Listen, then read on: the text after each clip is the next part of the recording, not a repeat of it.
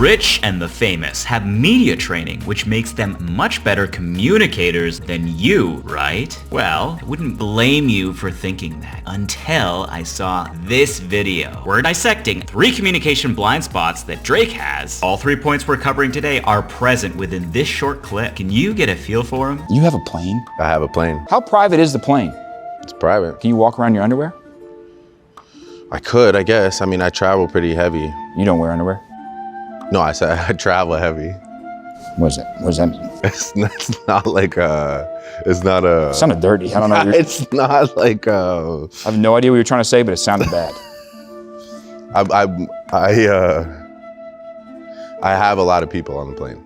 Less is more. Recently, I was in a debate, and it was getting everyone frustrated and ready to leave. I endured, however, and I kept repeating my point in various ways. In the end, the social tension was relieved when my friend was able to repeat back my position and make me feel heard. I later realized that they were only able to grasp my position because of the concision I was able to express my message with. 1. Be concise. Like that debate I had, our conversations are often full of social fluff, filled with various crutch words or noises that do not directly support or strengthen the point being made. In this next clip, Drake tries to jokingly convey that his son Adonis may be masquerading loving remarks to manipulate him. Watch how muddled Drake's message is because of the frequency. He repeats unnecessary words such as no and like. Does Adonis ever try to cock block you so he doesn't split his inheritance? No, wait. No, not really, no. But now that you think about it.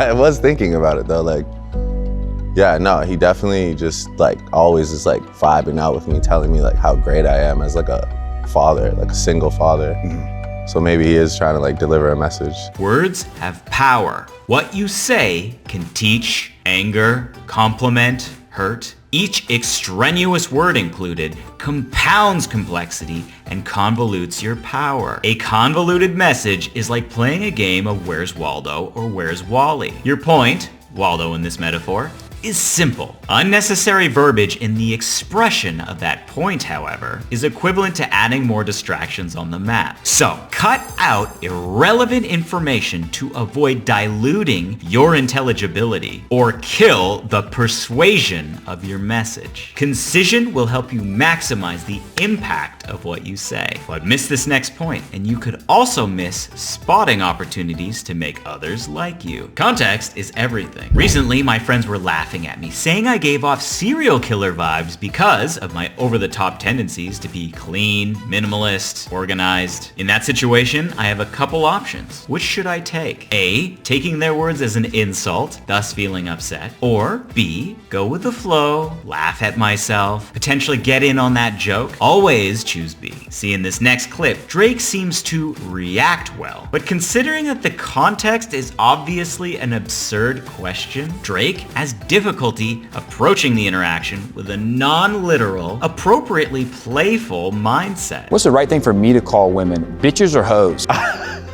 I actually am proud to say that I don't really drop the B word like in person. I've heard you say it before. No, like I'll say it. Drake, I've heard you say it. I'll say it in raps. Drake, a lot. Say a lot after that. Say it again, but say afterwards, say a lot. I've said it in raps. I mean, I've had obviously a long career.